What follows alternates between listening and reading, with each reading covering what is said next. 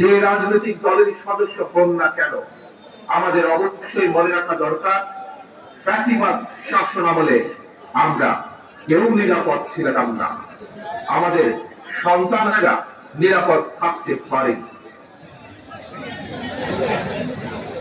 প্রিয় ভাই বোনেরা, প্রিয় দেশবাসী, বিএনপির নেতৃত্বে গণতন্ত্রের অভিযাত্রা বিজয়ের শুরুতে আমি স্বাধীনতা প্রিয়, গণতন্ত্র প্রিয় দেশবাসীর উদ্দেশ্যে আহ্বান জানিয়ে বলতে চাই, যিনি যেই দলেরই সদস্য, রাজনৈতিক দলের সদস্য হন না কেন, আমাদের অবশ্যই সকলের একটি কথা মনে রাখা দরকার, ফ্যাসিবাদ শাসন আমলে আমরা কেউই নিরাপদ ছিলাম না, আমাদের সন্তানেরা কেউ নিরাপদ থাকতে পারেনি, আমাদের ভোটের অধিকার কেড়ে নেওয়া হয়েছিল, আমাদের সকল গণতান্ত্রিক রাজনৈতিক অধিকার কেড়ে নিয়ে গণতান্ত্রিক জনগণের জন্য সমগ্র সারা বাংলাদেশটাকেই বর্বর বন্দিখানা, আয়নাঘর বানিয়ে ফেলা হয়েছিল।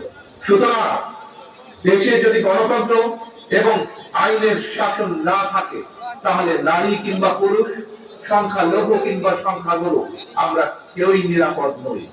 একমাত্র গণতন্ত্র এবং আইনের শাসন,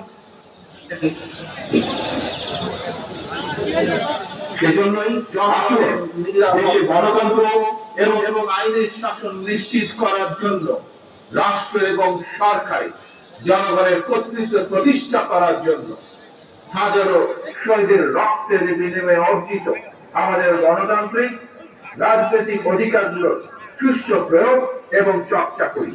প্রিয় ভাই বোনেরা, প্রিয় রাজনৈতিক দলের সদস্যবৃন্দ, বিভিন্ন ইস্যুতে আমাদের মধ্যে ভিন্ন ভিন্ন মতভেদ থাকবে, কিন্তু সেই ভিন্ন মত নিরসনে আলোচনা হবে।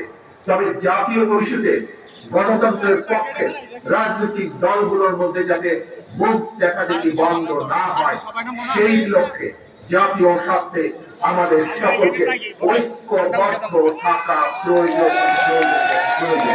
কারণ আমি বিশ্বাস করি, জাতীয় স্বার্থে আমাদের সকলকে ঐক্যবদ্ধ থাকা প্রয়োজন।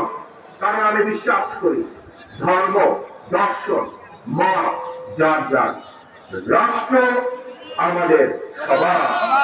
স্বাধীনতা প্রিয়, গণতন্ত্র প্রিয় ভাই ও বোনেরা, জনগণের রায় রাষ্ট্র পরিচালনার দায়িত্ব পেলে বিএনপি কি ধরনের রাষ্ট্র, সরকার এবং রাজনীতি পরিচালনা করবে, দলের পক্ষ থেকে ইতিমধ্যেই ৩১ দফার মাধ্যমে একটি রূপরেখা জনগণের সামনে আমরা উপস্থাপন করেছি।